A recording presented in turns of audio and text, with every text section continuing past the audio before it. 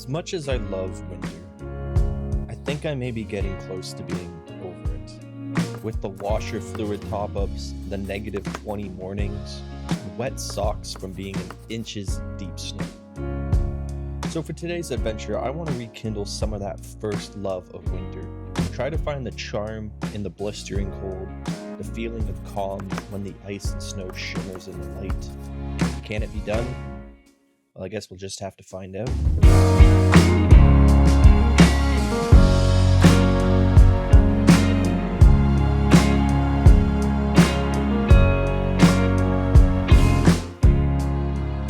So after a bit of driving around, I decided to go to a waterfall that I've been to before, but I haven't been there in the winter and I haven't been able to walk away with a decent shot.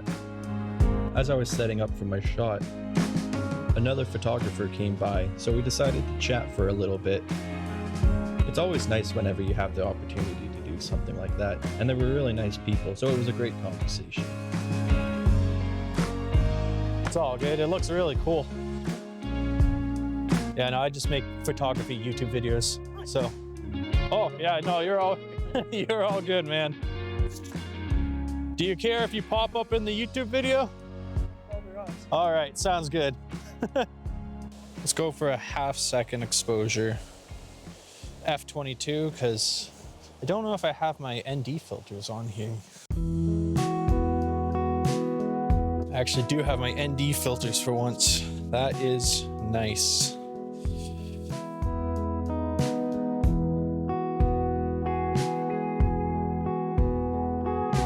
Polarizer, ND. I think I'm going to use the ND and the polarizer together.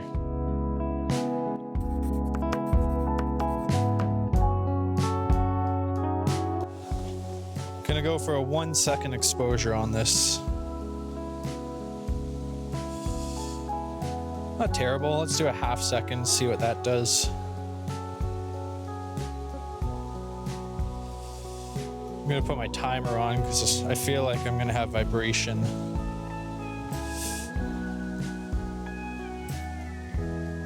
Not bad.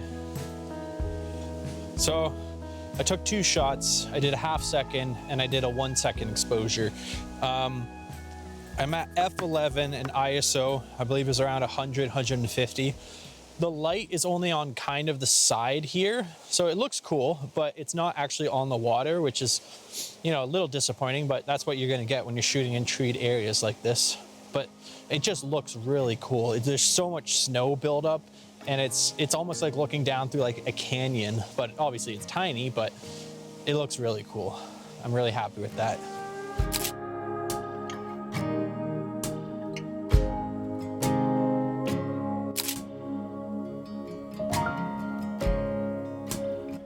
So after taking a couple photos of the frozen waterfall from down the trail a little bit, I decided to go all the way up and stand at the top of the waterfall and shoot downwards, directly into the sun pretty much.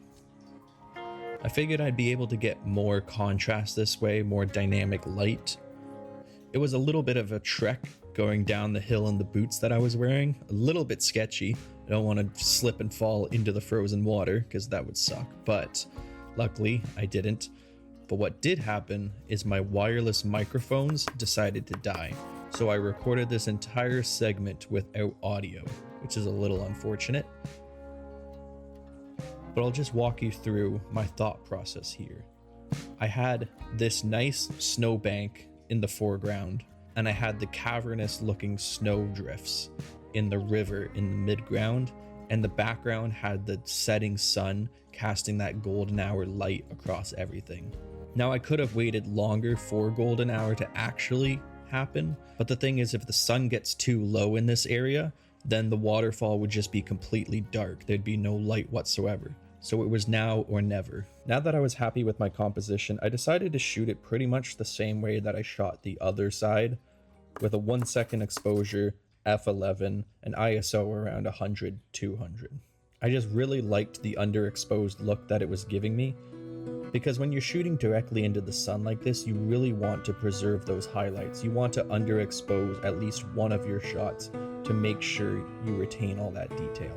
And I actually prefer this shot more than the other shot. What do you guys think? Comment below.